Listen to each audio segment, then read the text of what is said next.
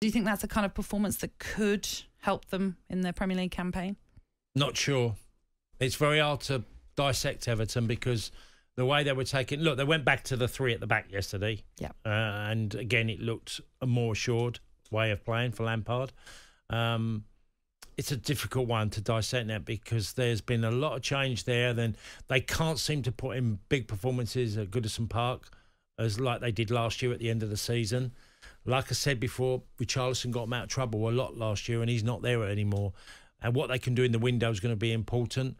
But there's a... Look, Frank Lampard's under serious pressure because... I mean, look, from a personal view, I say this, Nat, because it's... You know, we've had a little bit of beef over the years. Nothing major, but... You know, I've had a phone call from Frank. He wasn't happy about something I said and didn't really bother I didn't get affected by it at all. I just thought, you know, come on. You know, anyway, but he's had 3 great jobs in football.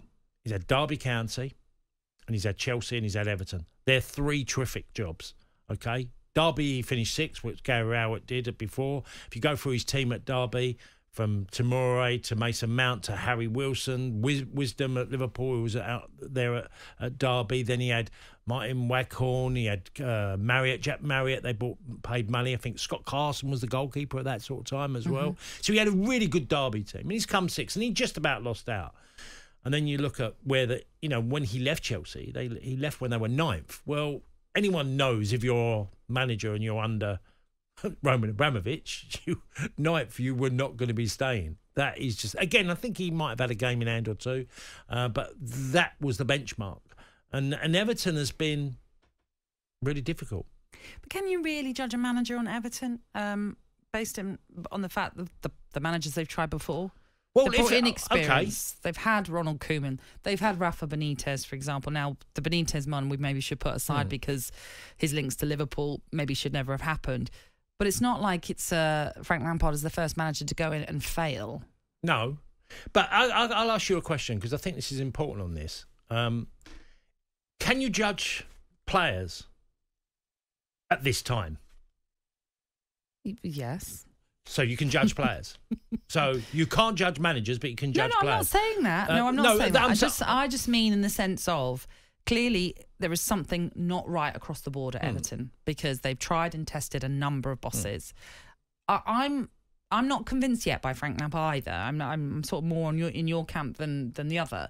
But I'm trying to think, do you know what? They've tried other managers with way more experience and been able to get very little from them and have still found themselves towards the bottom end of the table in a relegation fight at times as well. So it's not as though Frank's come in and it's just gone all disastrously wrong. No. That's just unfortunately how it's been at Everton for the last few years. Yes, they've thrown money. Farhad Mashiri has thrown money at all the different managers that have been there.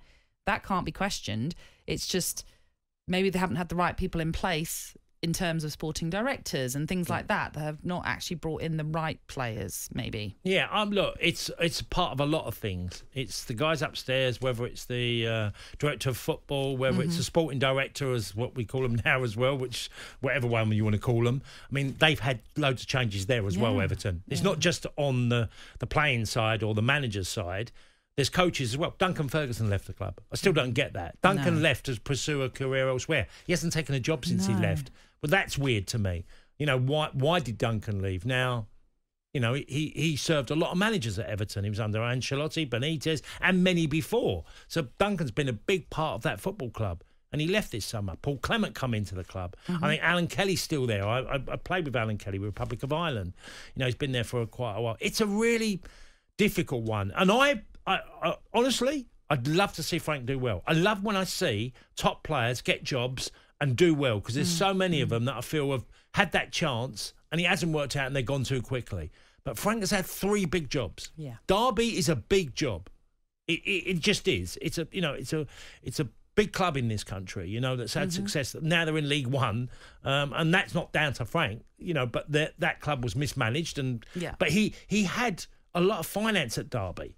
That was my point. He had lots of, you know, I got told Mason Mount, Tomori and Harry Wilson, the 3 of them, cost Derby over 100 grand a week. The 3 of them, right, in the Championship. And that's a few years back. Yeah. Right? That's what they were paying out of what these kids were on. Or say kids, because they were very talented, obviously.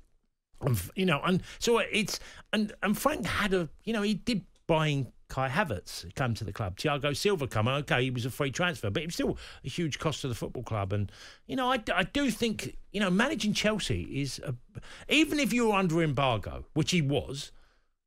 It still had an unbelievable squad. Yeah. It was internationals in every position, and I'm just not quite sure how he manages with the communication side with certain. I see Michael Keane's now being maybe moved on, or there could be a possibility of a move to Southampton, but they don't want to do a loan; they want a permanent Everton, and they're strapped for cash. So look, it is a really tricky job, and I feel because Evertonians know that this club has been run really badly. Mismanagement has been extraordinary at Everton. It's just the inconsistency, isn't it, unfortunately, for Everton, their performances. They can put in a performance like they did against Man City, then they lose at home to Brighton, then they put in a performance against Manchester United, made it a game, but they still ultimately lost. No win in 8 for them, just 2 draws within those 8 games as well. It's the next couple of fixtures, I think, that are going to be quite telling for Everton. It's Southampton next Saturday, followed by West Ham, 2 teams that are around them in this relegation picture as things stand. That might be the defining period for Frank Lampard. Yes. We will see.